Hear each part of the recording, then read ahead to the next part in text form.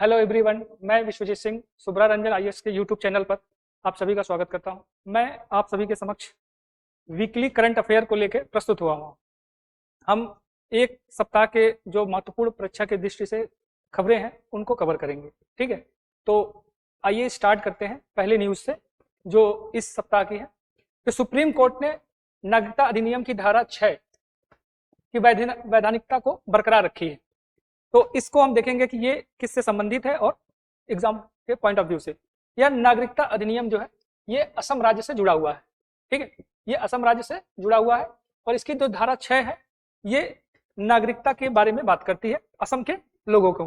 इसमें बताया गया है कि सुप्रीम कोर्ट ने कहा कि जो असम में 1971 के बाद जो बांग्लादेश से भारी मात्रा में जो अप्रवासी या घुसपैठिए भारत में आए या असम में आए, ठीक है, उनके के विरोध में जो एक आंदोलन चलाया जिसके परिणाम स्वरूप केंद्र सरकार और असम स्टूडेंट के बीच जो यूनियन था उनके बीच 1985 में एक समझौता हुआ।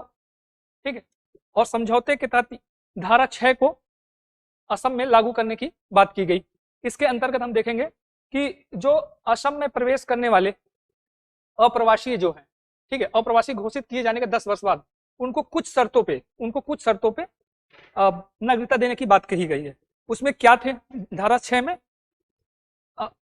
नागरिकता अधिनियम 1955 की धारा 6 में दो आधार रखे गए, एक तो 1 जनवरी 1966 और दूसरा ये 25 मार्च है, ये 25 मार्च 1971। ये दो आधार रखे गए जो 1 जनवरी 1966 के बाद और 25 मार्च 1971, ठीक है, 25 मार्च 1971 के पहले जो लोग असम में आए, ठीक है, उनको नागरिकता देने की बात इसमें कही गई है। इसमें दिया गया है कि 25 मार्च 1971 के बाद आने वाले अप्रवासियों को बांग्लादेश में अप्रवासी की घुसपैठ के मामले में इसको लेकर 2012 में एक याचिका दायर की गई थी जिसकी अलग अलग कट ऑफ जो रखी गई थी, ये जो मैंने अभी आपको बताया, 1 जनवरी 1966 और दूसरा 25 मार्च, यहाँ जो 24 लिखा है वो सही नहीं है, ये 25 है, 25 मार्च 1971। इनके जो दो कट ऑफ रखे गए थे इसी को लेकर न्यायालय में चुनौती दी गई थी, जिसको लेकर अभी जो निर्णय आया है सुप्रीम कोर्ट का, उस पर यह कहा गया है कि लोगों का ये जो याचिका दायर की गई थी इसमें कहा गया था कि ये जो नियम है वो भेदभावपूर्ण और मनमाना और अवैध है। ठीक है, क्योंकि इसके लिए दो कट ऑफ रखे गए थे, लेकिन सुप्रीम कोर्ट ने अपने निर्णय में यह कहा है कि नागरिकता अधिनियम 1955 की जो धारा 6 है वो जोड़ने के लिए संसद की विधायी क्षमता और कोर्ट पर फैसला आया है। ठीक है, इसमें क्या गया कि संविधान के अनुच्छेद 246, ठीक है, और 7वीं अनुसूची की सूची 1 में प्रविष्ट संख्या जो 17 दी गई है के तहत शक्तियों का प्रयोग करके कानून बनाया गया है। ठीक है, इसमें सुप्रीम कोर्ट ने यह माना है जो ये धारा 6 नागरिकता अधिनियम की धारा 6 जो है 6A, ठीक है, 6A जो है ये वैधानिक है। क्यों? क्योंकि इसने बताया कि संविधान की जो शक्ति है अनुच्छेद 246 और सूची 1, 7वीं अनुसूची की सूची 1 के तहत अपने शक्तियों का प्रयोग करके संसद ने इस कानून को बनाया है। ठीक है, इसका गैरतलब की जो सूची 1 7वीं अनुसूची है उसमें प्रविष्ट संख्या 17, ये किससे संबंधित है? ये आपकी नागरिकता और देशीकरण या विदेशी और गैर नागरिक इनके नागरिकता से संबंधित है। ठीक है,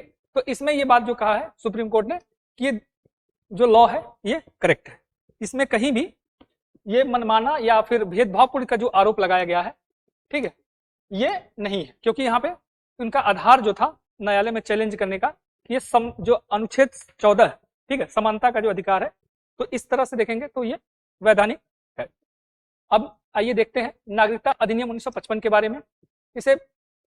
इसमें जो है 5 तरीके बताए गए हैं किसके लिए? नागरिकता के लिए। ठीक है, एक जन्म के आधार पर नागरिकता, ठीक है, एक बताया गया है वंश के आधार पर, डिसेंट के आधार पर नागरिकता, और देशीकरण के आधार पर नागरिकता, और पंजीकरण के माध्यम से नागरिकता, और या फिर किसी राज्य क्षेत्र का भारत द्वारा अधिग्रहण कर लिए जाने पर नागरिकता के बारे में बात की गई है। लेकिन इसमें कहा गया है यह दोहरी नागरिकता की बात नहीं करती है। और दूसरा ये इसको अनुच्छेद, अब इसमें कुछ चैलेंजेस भी हैं कि ये कहा जा रहा है कि इसके आने के बाद, ठीक है, धारा जो 6 को लागू किया जाएगा असम में, तो इससे क्या प्रभाव पड़ेगा असम में। तो ये देखते हैं जो वहाँ की डेमोग्राफी है, असम की डेमोग्राफी में फिर नकारात्मक प्रभाव पड़ने की बात की जा रही है कि वहाँ पे इसके आर्थिक और राजनीतिक रूप से ये प्रभावित होगा, वहां की डेमोग्राफी।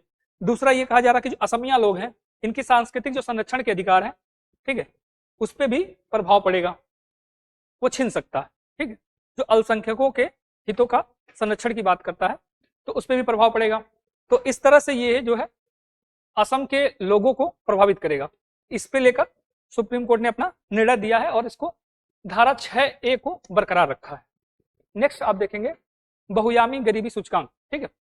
वैश्विक बहुआयामी गरीबी सूचकांक के बारे में एक रिपोर्ट आई है 2024 की, ठीक है। इसमें देखते हैं हम, इसमें आप देखेंगे कि इसको जारी कौन करता है, तो संयुक्त राष्ट्र विकास कार्यक्रम UNDP और Oxford poverty and human development initiative द्वारा इसको संयुक्त रूप से जारी किया जाता है। इसको संयुक्त रूप से जारी किया जाता है। इसकी थीम क्या थी कि संघर्ष के दौरान गरीबी, संघर्ष के दौरान गरीबी इसकी इस वर्ष की थीम थी।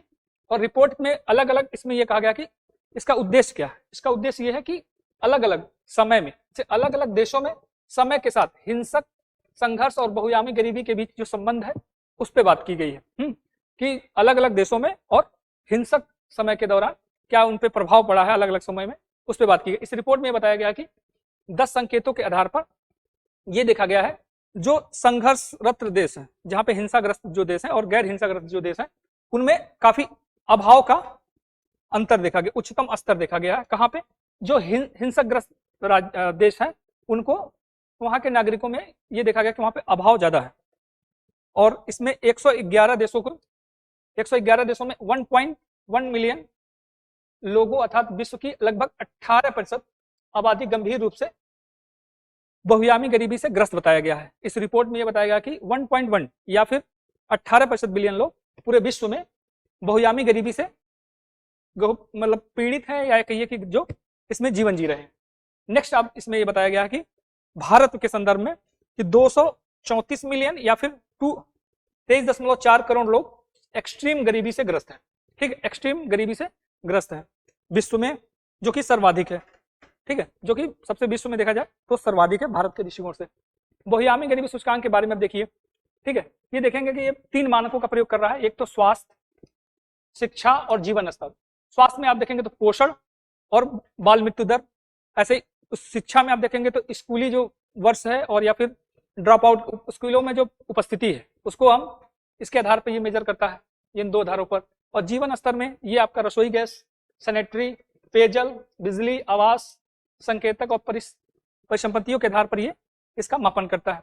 ये गरीबी मापन की एक विधि है और ये किसके आधार पर करता है, ये कह रहा है कि जो ये शिक्षा, स्वास्थ्य और जीवन स्तर जैसे जो क्षेत्र है उनमें ये देखा जाता है कि लोग इससे कितना अभावग्रस्त है, ठीक है, इससे लोग कितना अभावग्रस्त है। इसके आधार पर ये कहा गया कि कोई व्यक्ति जो 1/3 या उससे अधिक भारित संकेतों से जुड़े अभावों का सामना अगर करता है तो उसे हम बहुआयामी गरीबी के अंतर्गत माना जाएगा। ये 1/3, कोई व्यक्ति 1/3 या फिर उससे अधिक, ठीक है, उससे अधिक भारी संकेतों से जुड़े जो अभाव हैं उससे अगर उसका सामना अगर कर रहा है तो वो क्या है, वो MPI गरीब है। पहली बार MPI की शुरुआत कब हुई थी, ये 2010 में आपको चालू किया गया था या शुरू हुआ था। और भारत में बहुआयामी गरीबी, ठीक है, भारत में बहुआयामी गरीबी जो नीति आयोग द्वारा भी जारी किया जाता है वो राष्ट्रीय बहुआयामी गरीबी सूचकांक के नाम से है। इसे 2021 में शुरू किया गया था और ये जो है थोड़ा वैश्विक बहुआयामी गरीबी से अलग है। ये जहां उसमें 10 मानकों को संकेतकों को प्रयोग किया जाता है गरीबी मापन के लिए, यहां पर आप देखेंगे तो 12, ठीक है, इसमें राष्ट्रीय बहुआयामी गरीबी सूचकांक में 12 जो है संकेतों के आधार पर इसका मापन किया जाता है, ठीक है। और इसमें 2 कौन से एक्स्ट्रा हैं, तो एक आप देखेंगे मातृ स्वास्थ्य और बैंक खाता, ये इसमें एक्स्ट्रा है। नेक्स्ट आप देखते हैं अगला जो न्यूज है इस सप्ताह की, सुप्रीम कोर्ट ने बाल विवाह निषेध, ठीक है, चाइल्ड प्रोटेक्शन, ठीक है, मैरिज के बारे में प्रभावी तरीके से लागू करने के लिए इसने बात की है। सुप्रीम कोर्ट ने कहा कि ये अगर ये देखते हैं कि ये किस किस के मामले में था, तो society for enlightenment and voluntary action versus Bharat संघ, ठीक है, इस मामले में सुप्रीम कोर्ट ने सुनवाई करते हुए ये कहा कि जो व्यक्तिगत कानून है और परंपराओं से बाधित इसको नहीं किया जा सकता, ठीक है, व्यक्तिगत कानून और परंपराओं से इसको बाधित नहीं किया जाता। इस संबंध में जो क्या टिप्पणी की है, उसने कहा है कि न्यायालय ने कि बाल विवाह के मूल कारण, ठीक है, गरीबी और लैंगिक असमानता और शिक्षा की कमियों को दूर करने और सांस्कृतिक मापदंडों को लोचशील बनाने की आवश्यकता पर बल दिया है। क्या कि इसको जो मूल कारण है जो इसमें बाधा बन रहे हैं उनको दूर करने की बात इसने कही है सुप्रीम कोर्ट ने। सुप्रीम कोर्ट ने अधिकारियों को बाल विवाह रोकथाम और नाबालिगों की सुरक्षा पर ध्यान केंद्रित करने की बात कही है। और लोगों को जो इसके लिए दोषी है, ठीक है, उनको दंडित करने के लिए बात कही है। सुप्रीम कोर्ट ने माना है कि बाल विवाह के मामले में जीवन साथी चुनने की स्वतंत्रता का उल्लंघन हो रहा है। ठीक है, जो सुप्रीम कोर्ट ने इसका अपने वर्डिक्ट में दिया था, जीवन साथी चुनने का अधिकार, कह रहा है कि उसका ये उल्लंघन होता है इसके अंदर इस बाल विवाह के कारण। और सुप्रीम कोर्ट ने संसद से कहा है कि इसके लिए जो है से बाल मंगनी और सगाई जैसे, ठीक है, इनको संशोधित करके कानून इसके लिए लाए। इसके लिए दिशा निर्देश देखेंगे। न्यायिक उपाय में ये कहा कि जो मजिस्ट्रेट है वह स्वतः संज्ञान ले उसके लिए, और निवारक निषेधाज्ञा जारी कर सकते हैं। वैसे ही उसने कहा कि फास्ट ट्रैक कोर्ट की बात की है। कानूनी परिवर्तन के आधार पर क्या सुप्रीम कोर्ट ने बात कही है कि राज्य सरकार और या केंद्र शासित प्रदेश, ठीक है, बाल विवाह रोकथाम अधिकारियों की नियुक्ति की बात की गई है इसमें। उनके अधिकारियों की नियुक्ति की बात की गई है। उसी तरह आप देखेंगे एक विशेष पुलिस इकाई बनाने की और राज्य विशेष बाल विवाह निषेध इकाई की स्थापना की बात इसमें की गई है। ठीक है, इसको इसमें यह भी कहा है सुप्रीम कोर्ट ने कि जैसे कि शौचालय को जैसे हमने बनाया था खुले में शौच मुक्त गांव, ठीक है, उसी के आधार पर इसे भी टेक्नोलॉजी के माध्यम से इसको ट्रैक करने की आवश्यकता है। नेक्स्ट आप देखेंगे अधिधम दिवस, एक इंपॉर्टेंट ये भी रहा है। इसको संदर्भ में देखेंगे 17 अक्टूबर 2024 को इसको मनाया गया अंतर्राष्ट्रीय अधिधम्म दिवस। ठीक है, ये क्या है, अधिधम्म दिवस क्यों मनाया जाता है, क्या है ये? जब ऐसा माना जाता है कि भगवान बुद्ध, ठीक है, गौतम बुद्ध को जब ज्ञान की प्राप्ति हुई, ठीक है, उसके बाद वो सीधे स्वर्ग चले गए थे और वहां पे जाकर उन्होंने देवताओं और अपनी माता को भी ज्ञान जो है अभिधम्म की ज्ञान दिया था।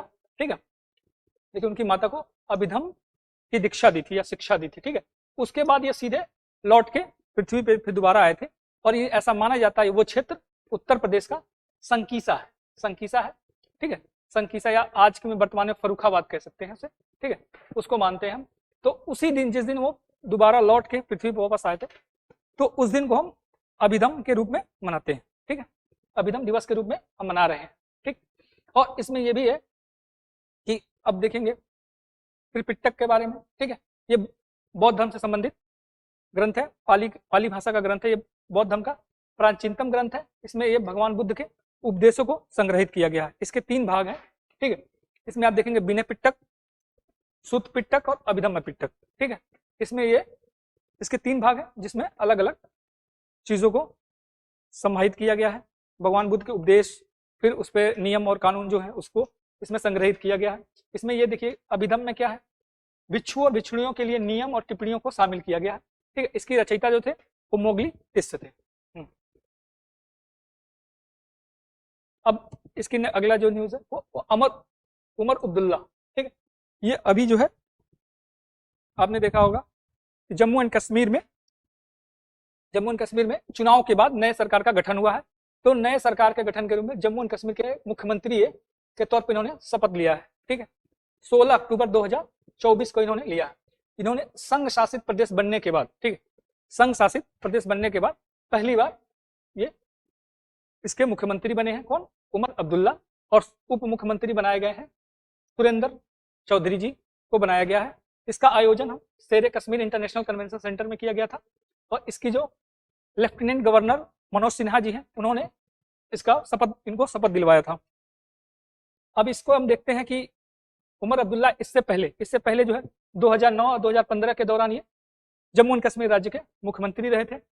इनके जो बाबा थे शेख मोहम्मद अब्दुल्ला, ठीक है, शेख मोहम्मद अब्दुल्ला, ये भी जो है जब जम्मू कश्मीर जो रियासत थी भारत में शामिल नहीं होती उससे पहले उसके मुख्यमंत्री थे और उसके बाद भी जब शामिल हो गया उसके बाद भी ये मुख्यमंत्री रहे हैं। और इनके पिता, ठीक है, उमर अब्दुल्ला के जो इनके पिता थे वो भी 3 बार जम्मू एंड कश्मीर के मुख्यमंत्री रह चुके हैं।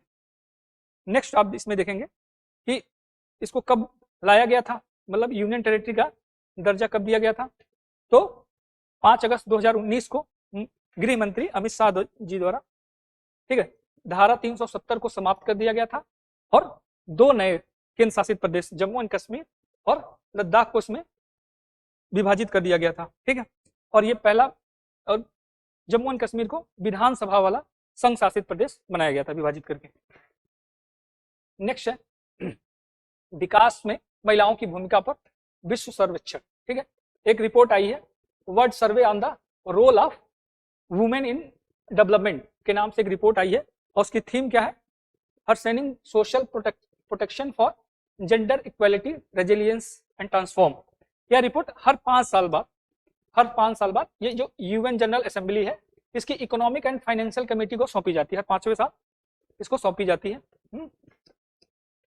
5वें साल इसको सौंपी जाती है, किसको, यूएन जनरल असेंबली के इकोनॉमिक एंड फाइनेंशियल कमेटी को सौंपी जाती है, ठीक है। इसमें यह बताया गया है कि सामाजिक सुरक्षा में एक बड़ा जो है जेंडर गैप है, सामाजिक सुरक्षा में एक बड़ा जेंडर गैप है और यह लगभग 2 बिलियन के करीब लड़कियों और महिलाओं को, ठीक है, 2 बिलियन के करीब महिलाओं और लड़कियों को किसी भी तरह की सामाजिक सुरक्षा नहीं हासिल। इस रिपोर्ट में बताया गया है कि करीब 2 बिलियन महिलाओं या लड़कियों को किसी भी प्रकार की सामाजिक सुरक्षा प्राप्त नहीं है। सामाजिक सुरक्षा में क्या आता है, आप देखेंगे कैश बेनिफिट मिल रहा हो या फिर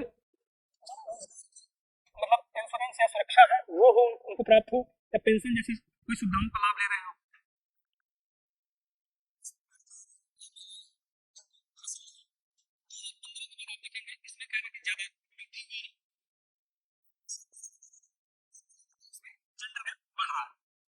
वैश्विक स्तर पे आज इस रिपोर्ट में बताया गया है कि 63% महिलाएं बिना किसी मातृत्व लाभ के बच्चे को जन्म दे रही हैं। तो पूरे विश्व की बात कर रहा है कि पूरे विश्व में 63% ऐसी महिलाएं हैं जो बिना किसी मातृत्व लाभ के बच्चों को जन्म दे रही हैं।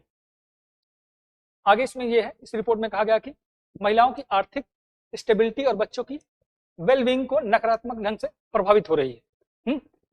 जेंडर गैप के कारण जो महिलाओं की जो आर्थिक स्टेबिलिटी है और बच्चों की जो देखरेख की है वो नकारात्मक ढंग से प्रभावित हो रहा है। इस रिपोर्ट में भी कहा गया कि खाने पीने की बढ़ती महंगाई से खाने पीने की वस्तुओं और ऊर्जा के दामों में वृद्धि हुई है, ठीक है।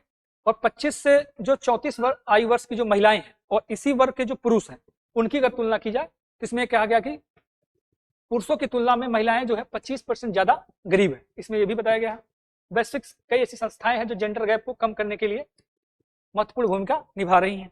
इसके लिए जिम्मेदार संस्था अंतर्राष्ट्रीय स्तर पर आप देखेंगे तो आईएलओ है, इंटरनेशनल लेबर ऑर्गेनाइजेशन। इसकी स्थापना 1919 में वायसराय संधि के द्वारा किया गया था। यह सामाजिक न्याय को बढ़ावा देने और मानव और मजदूर अधिकारों को वैश्विक स्तर पर वकालत करता है। जो व्यक्ति है या फिर जो मजदूर है उनके जो मानव अधिकार है उनकी वकालत करता है ये अंतर्राष्ट्रीय स्तर पर। इसके 187 सदस्य राष्ट्र हैं और संयुक्त राष्ट्र की यह विशेषीकृत एजेंसी है। इसका मुख्यालय स्विट्जरलैंड के जिनेवा में स्थित है। अब नेक्स्ट है इसमें डिप्थीरिया। इस सप्ताह डिप्थीरिया भी बहुत चर्चा में रहा। ये डिप्थीरिया से मृत्यु कम होती है, ठीक है। तो इससे क्या हुआ कि पंजाब में एक 3 साल की बच्ची की मृत्यु हो गई, ठीक है। इसकी वजह से ये न्यूज बहुत चर्चा में रही। क्योंकि इसने जो है डिप्थीरिया की वैक्सीन नहीं लिया था, ठीक है। वैक्सीन डिप्थीरिया की वैक्सीन को इस लड़की को नहीं लगाया गया था। और ये होता किससे, एक संक्रामक रोग है और ये क्रोनीबैक्टीरियम डिप्थीरी इसके लिए जिम्मेदार बैक्टीरिया है। ये प्रभावित किसको कर रहा है, ये रिस्पिरेटरी सिस्टम, ठीक है, श्वास जो आपका है सिस्टम है उसको ये टारगेट करता है। इसमें गला, नाक, टॉन्सिल और ये सब संक्रमित हो जाते हैं, ठीक है। और डिप्थीरिया को आम भाषा में गला घोटू कहते हैं, कहने का मतलब गला आपका चोक हो जाता है। इसमें टॉन्सिल, नाक और ये गला ये प्रभावित होता है, संक्रमित हो जाता है। इसके लक्षण आप देखेंगे तो गले में सूजन, लिम्फ नोड्स में खराश रहेगा या गला बैठ जाना जिसको कहते हैं, बुखार, सांस लेने में कठिनाई और गले में स्फीडो मेम्ब्रेन जो है बन जाता है। ये जो बैक्टीरिया होता है एक टॉक्सिन कह रहा है कि प्रोड्यूस करता है जिससे दिल और किडनी या तंत्रिका तंत्र पर इसको नुकसान पहुंचाता है, ठीक है। और इससे अत्यधिक संक्रमित अगर कोई है तो इससे मृत्यु होने की संभावना इससे कम होती है, लेकिन हो भी सकती है।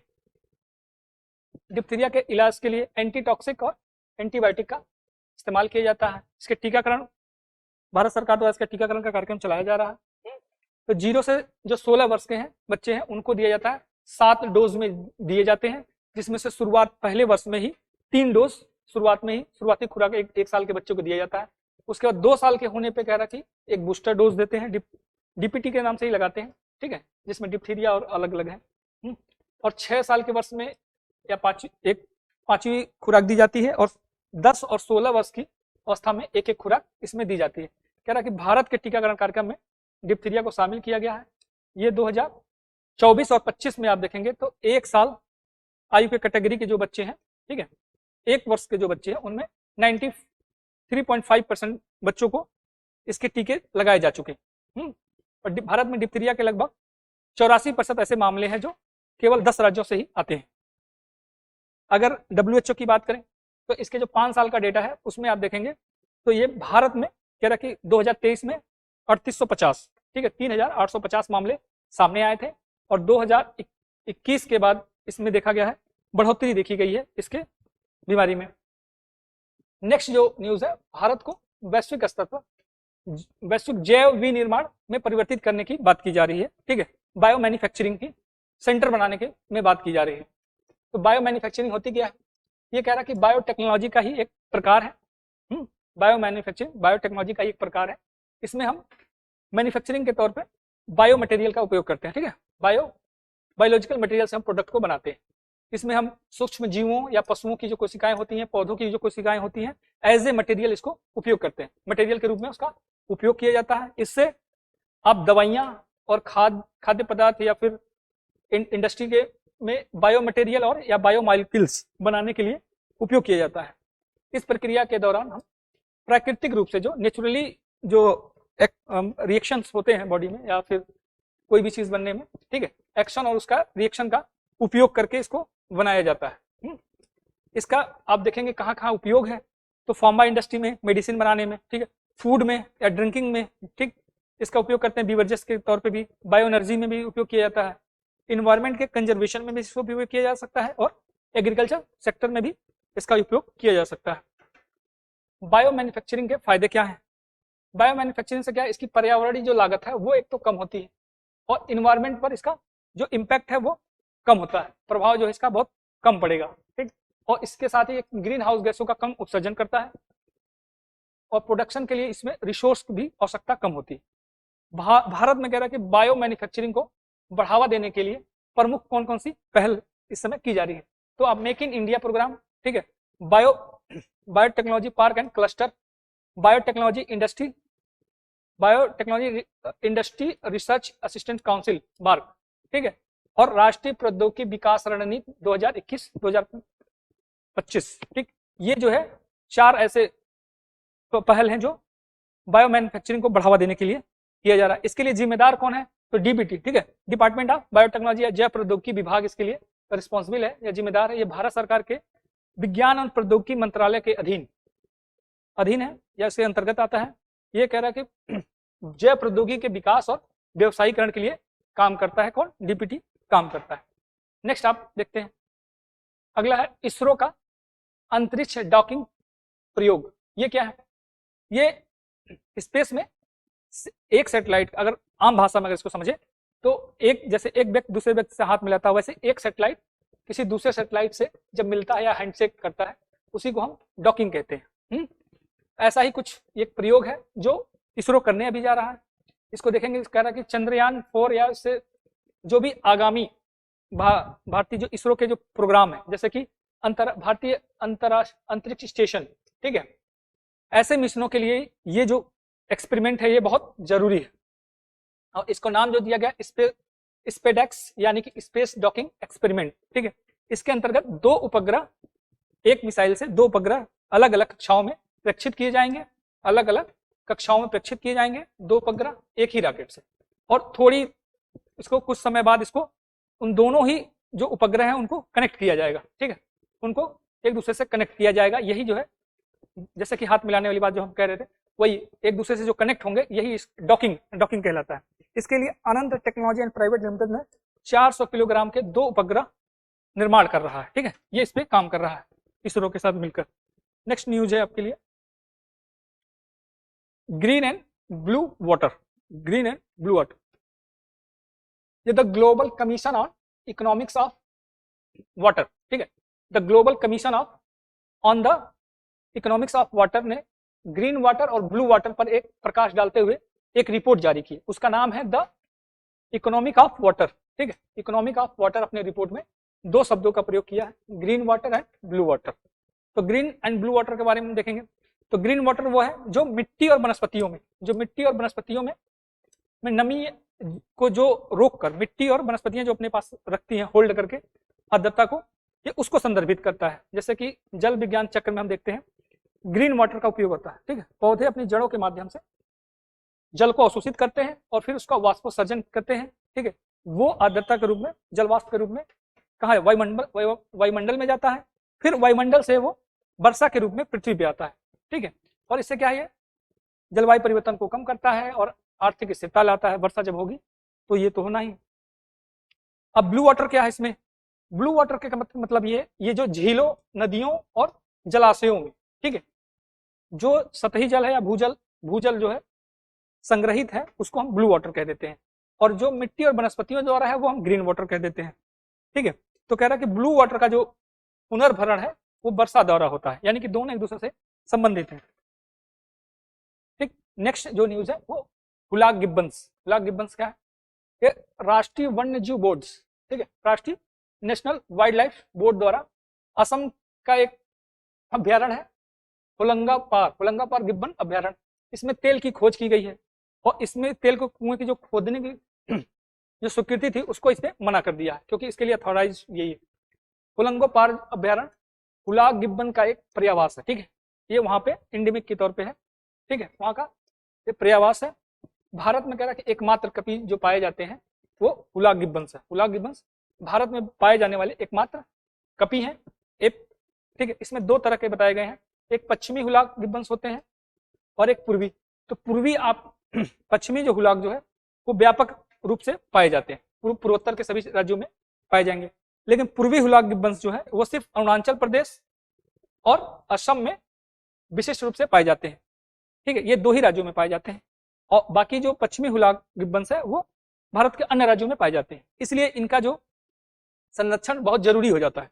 तो इस हिसाब से देखेंगे IUCN की रेड लिस्ट में पश्चिमी हुलाक गिब्बंस एंडेंजर्ड के रूप में सूचीबद्ध है, जबकि पूर्वी हुलाक गिब्बंस जो है वनरेबल की श्रेणी में है। तो इसलिए इनके संरक्षण को ध्यान में रखते हुए राष्ट्रीय वन्यजीव बोर्ड ने जो तेल के कुएं हैं उसके उत्पादन या खोदने के लिए इसको मना कर दिया है। इसको देखेंगे तो आपका ये किसके अंतर्गत बनाया जाता है, wild life 1972 wild life protection अधिनियम 1972 के तहत इसका गठन हुआ है। तो उसके अंतर्गत गठन हुआ 2003 में, ठीक है, 2003 में इसका गठन हुआ है। नेक्स्ट है ब्लू वॉशिंग। ब्लू वॉशिंग क्या है, ठीक है, एक और रिपोर्ट आई है अभी हाल में, ऑन ट्रैक और ऑफ कोर्स, ठीक है, तो assessing progress towards 30x30 target in the oceans शीर्षक से एक रिपोर्ट जारी की गई है। Assessing progress towards 30x30 target in the ocean शीर्षक से एक रिपोर्ट जारी की। इसमें कहा गया कि ब्लू वॉशिंग के कारण दुनिया का जो 30x30 संकल्प है उसको पूरा नहीं किया जा सकता। अब ये है क्या 30x30 लक्ष्य, वास्तव में ये 2030 तक दुनिया की जो 30% भूमि है, ठीक है, या महासागरों की सुरक्षा की बात करता है। 30x30 जो स्थलखंड एरिया है या फिर जो जलीय क्षेत्र है, ठीक है, उनकी 30% को कंजर्व करने की ये बात करता है। इसके अंतर्गत आप देखेंगे ब्लू वॉशिंग के बारे में, तो स्थिति क्या है इसकी, जो समुद्री क्षेत्र है संरक्षित घोषित किया गया, वास्तव में उसमें रहने वाले जीवों की सुरक्षा नहीं करता। ये कह रहा है कि जो ब्लू वॉशिंग के अंतर्गत जो हम संरक्षण करते हैं जलीय क्षेत्रों का, जो प्रोटेक्शन करते हैं उसमें जलीय जो जीव है उनका प्रोटेक्शन नहीं हो पाता है। इसमें आप देखेंगे कि महासागरों का 8.3% हिस्सा जो है समुद्री संरक्षित क्षेत्र है, मरीन प्रोटेक्टेड एरिया है, घोषित किया गया है, ठीक है, और जिसमें से केवल 2.8% ही प्रभावी रूप से संरक्षित है। ठीक है। एक तो ये बता रहा कि ऑलरेडी बहुत कम है, 8.3% एरिया ही समुद्री संरक्षित क्षेत्र है, उसमें भी जो 2.8% जो है प्रभावी रूप से संरक्षित है। नेक्स्ट क्वेश्चन है, इसमें न्याय की देवी, सुप्रीम कोर्ट में एक नई जो है न्यायिक देवी की मूर्ति की अनावरण किया गया है। इसमें जो पारंपरिक रूप से पहले न्याय की देवी आपने देखा होगा, आंख पे पट्टी बंधी हुई और एक तराजू लिए हुए, ठीक, उसको उसके जगह एक नई जो है मूर्ति का अनावरण किया गया है। यह जो कब पहली बार इसको लाया गया था, जो पुरानी जो पारंपरिक रूप से मूर्ति थी वो कलकत्ता हाई कोर्ट में 1872 के समय में इसको स्थापित किया गया था। ठीक है, इसकी उत्पत्ति ये माना जाता है कि जो ग्रीक और रोमन आइकोनोग्राफी के से मानी जाती है। न्याय की देवी की नई मूर्ति में क्या जो चेंजेस किए गए हैं उसमें हम देखते हैं। एक तो जो आंख पे पट्टी लगी थी, ठीक है, आंख पे जो पट्टी लगी थी वो हम उसको हटा दिया गया है, ठीक है, और ये माना गया जो आंख पे जो पट्टी लगी थी वो ये दर्शाता है कि कानून की नजर में सब बराबर है। पहले ये था, पहले ये माना जाता था कि जो आंख पे पट्टी बंधी है उसका ये मतलब है कि कानून की नजर में सब एक बराबर है। लेकिन जो नए मतलब जो नए रिसर्चर हुए हैं वो इसको इस रूप में देखते हैं कि एक तो इसका नकारात्मक ये भी था कि कानून जो है अंधा है, ठीक है, कानून अंधा होने का भी संकेत देता है। और नई मूर्ति में कह रहा कि अंधा नहीं है, सबकी नजर पर है, ठीक है। जो नए मूर्ति लगाई गई है जिसमें आंख पे से पट्टी हटा दी गई है उसमें ये कहा गया है कि उसका ये मतलब है कि इस कानून की नजर में सब बराबर है और कानून की सब पर नजर है, ठीक है। और पहले ये था कि ये माना जाता था कि कानून जो है की नजर में सब बराबर है, उसका एक निगेटिव इंपैक्ट ये था, उसकी ये माना जाता था कि कानून जो है अंधा है। और नए वाले में जो नई मूर्ति में आंख पर से पट्टी हटाई गई है उसका ये सांकेतिक जो भाषा है या सांकेतिक रूप से ये कह सकते हैं वो ये दर्शा रहा है कि उसकी नजर में सभी बराबर है और उसकी नजर सब पर है। उसी तरह हाथ में जो तलवार की जगह संविधान की पुस्तक, ठीक है, पहले एक हाथ में तराजू और एक हाथ में तलवार थी, तो उसकी जगह आप देखेंगे एक हाथ में किताब है। ये क्या है? अधिकार और शक्ति का प्रतीक है। तलवार जो है अधिकार और शक्ति का प्रतीक था, ठीक है। और कह रहा है कि कुछ आधुनिक जो निवर्चन थे, जैसे भारत में नई मूर्ति में हिंसा का इसे प्रतीक माना जाता था। जो तलवार होता था भारत में ये कहा जा रहा था, जो निवर्चन करने वाले लोग थे वो ये कह रहे थे कि ये हिंसा का प्रतीक है, जबकि हाथ में संविधान ये दर्शाता है कि भारत में न्याय हिंसा बल की बजाय संवैधानिक सिद्धांतों पर आधारित है। जो भारत में जो न्याय दी जाती है वो हिंसा के आधार पर नहीं, ये जो संवैधानिक सिद्धांत है उनके आधार पर उन पर आधारित है, ठीक है।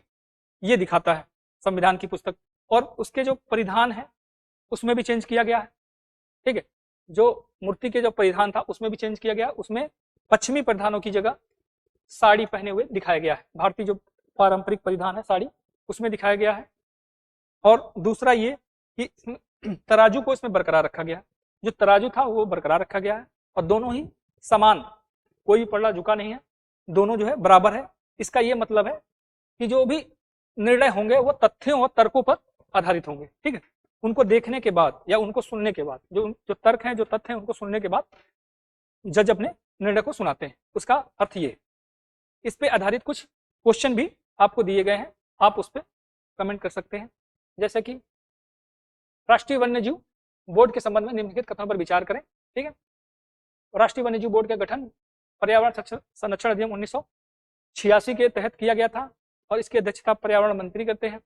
दूसरा स्टेटमेंट ये है कि राष्ट्रीय उद्यानों और वन्यजीव अभ्यारण्यों की सीमाओं में कोई भी परिवर्तन राष्ट्रीय वन्यजीव बोर्ड की मंजूरी के बिना नहीं किया जा सकता। बाकी ऑप्शन दिए गए हैं। इसी तरह नेक्स्ट क्वेश्चन है, नागरिकता अधिनियम 1955 की धारा 6 के अनुसार किन वर्षों के बीच असम में आए लोगों को कुछ शर्तों के तहत नागरिकता देने का प्रावधान है? ऑप्शन आपके दिए गए हैं। नेक्स्ट इसमें क्वेश्चन है कि वैश्विक बहुआयामी गरीबी सूचकांक 2024 के संदर्भ में पूछा गया है। इसे जारी यह रिपोर्ट संयुक्त राष्ट्र विकास कार्यक्रम यूएनडीपी और ऑक्सफोर्ड गरीबी और मानव विकास पहल द्वारा प्रकाशित की जाती है। दूसरा स्टेटमेंट है, वैश्विक बहुआयामी गरीबी सूचकांक के 10 मूल संकेतों का उपयोग कर बहुआयामी गरीबी का मापन करती है। बाकी स्टेटमेंट दिए गए हैं। और नेक्स्ट क्वेश्चन है, होलंगो गिब्बन अभ्यारण्य निम्नलिखित में से किस राज्य में स्थित है?